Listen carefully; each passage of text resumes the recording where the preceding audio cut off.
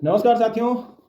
जैसा कि आपको पता है, हाल फिलहाल में हमारे संत समाज के अंदर बहुत सारा मतलब असमंजस बना हुआ था।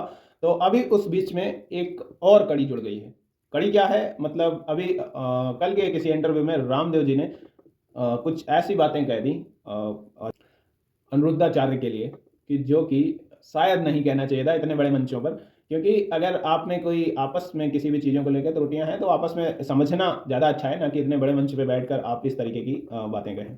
उन्होंने उन्होंने सीधा सीधा अनिरुद्धाचार्य को बोला कि वो कोई हिंदू धर्म के ठेकेदार या सनातन धर्म के वो नहीं है, जिन्होंने भारत को बनाने में, भारत के लिए काम किया, इंडस्ट्री लगाई है, भारत को सनातनी बनाने का काम किया है, आगे बढ़ाने का काम किया है।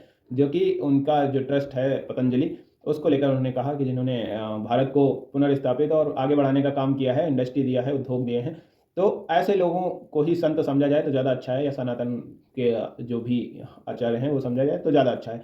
ऐसे लोगों को कतई मतलब संत ना समझें जो कि महिलाओं को वेश्या के रूप में कह देते हैं। हालांकि अब देखो अनिरुद्धाचार्य की तरफ से क्या रिप्लाई आता है और वो किस तरीके से इस बात का मतलब जवाब देते हैं। लेकिन क्या हमारा संत समाज आपस में बट रहा है? एक दूसरे की टांग खींचना बंद नहीं हो रहा है? मतलब इतना जरूरी क्या है अपने आप को हाईलाइट करने के लिए? मतलब पॉपुलैरिटी आजकल सबको चाहिए। मतलब जो भी निकल रहा है वो कुछ ना कुछ अजीबोगरीब बताता हुआ जा रहा है। आपने जो किया, आपने जो योगदान दिया, वो आपका योगदान है, जो उनके योगदान है वो दूसरे के योगदान है।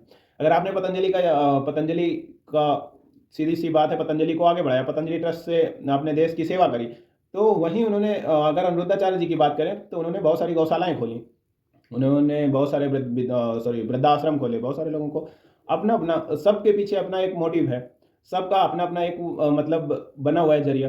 तो इस तरीके से मतलब एक दूसरे को नीचा दिखाना या एक दूसरे को लेकर बातचीत करना, कहीं क्या सोशल मीडिया पे सही है? मतलब इतने बड़े स्तर के समझदार लोग जो हैं वो एक दूसरे के विचारों का खंडन करते हुए दिखते हैं।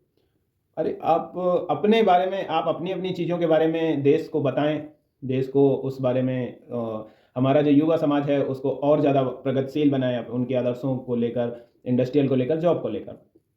मगर आजकल है क्या कि बस एक दूसरे की टांग खींचते रहो, पीआर में बने रहो, हाईलाइट में आते रहो। तो क्या मतलब हमारा संत समाज किस तरफ जा रहा है? मतलब जहाँ एक आदर्श समाज की स्थापना, सनातन धर्म को मतलब संयुक्त माना जाता था कि हमारे जो संत समाज हैं वो हमें हमेशा एक अच्छी चीज़ें बताते हैं, वो अब हमारे युवाओं को या आने वाली जनरेशन को क्या मैसेज देना चाहते हैं कि हम बड़े के चक्कर में सब एक दूसरे से लड़े जा रहे हैं।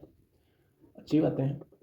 अब इतने बड़े योग गुरु अगर इस तरीके की बातें करेंगे तो फिर बाकी से क्या ही उम्मीदें की जाएं।